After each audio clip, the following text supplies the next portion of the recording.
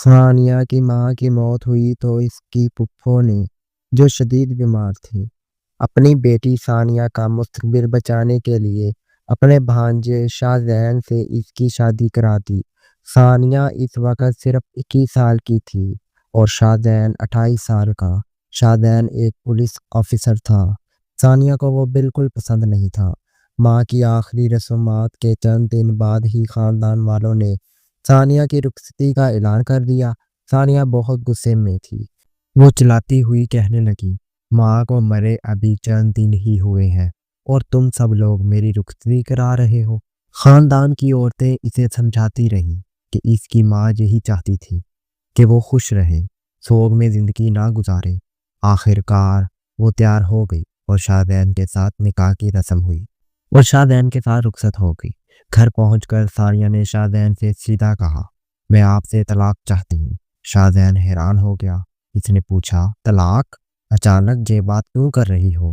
ثانیہ نے کہا، ہم دونوں ایک دوسرے کو پسند نہیں کرتے، میں آپ کے ساتھ نہیں رہ سکتی۔ شاذین نے جواب دیا، تمہاری ماں نے تمہیں مجھے سونپا تھا، کم از کم ان کی آخری خواہش تو پوری کر لو۔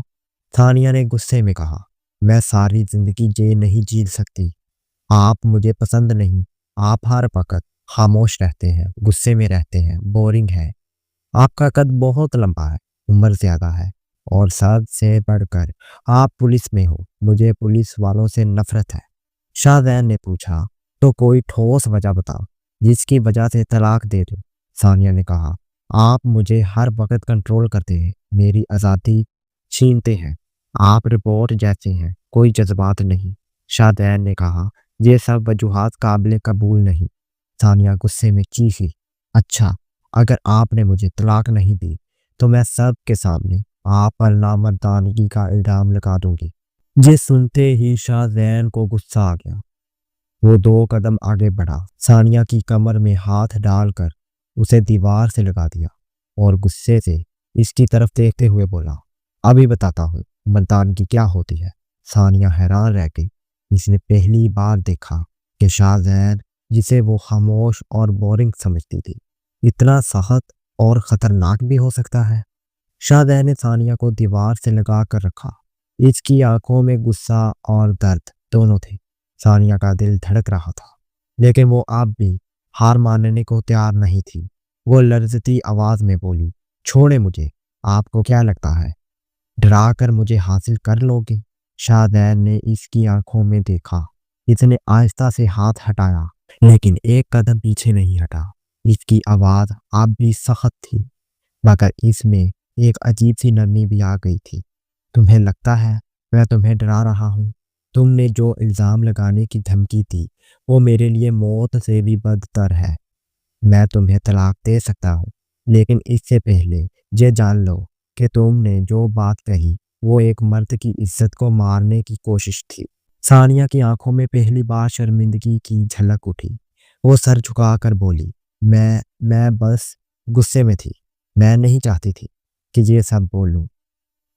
شاذین نے گہری سانس لی، ثانیہ میں تمہیں زبردستی نہیں رکھوں گا لیکن طلاق دینے سے پہلے ایک بات سن لو، میں تمہیں بچی سمجھتا تھا مگر آج تم نے مجھے بتایا کہ تم بہت بڑی ہو گئی ہو۔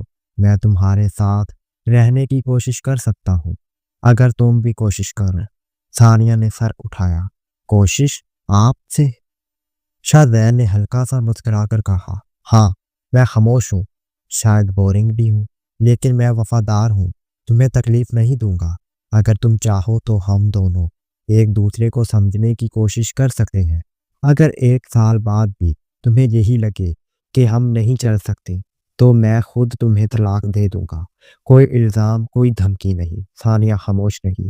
اس کے دل میں ایک عجیب سی کشمکش تھی۔ وہ جانتی تھی کہ شاذین کا کہنا غلط نہیں تھا۔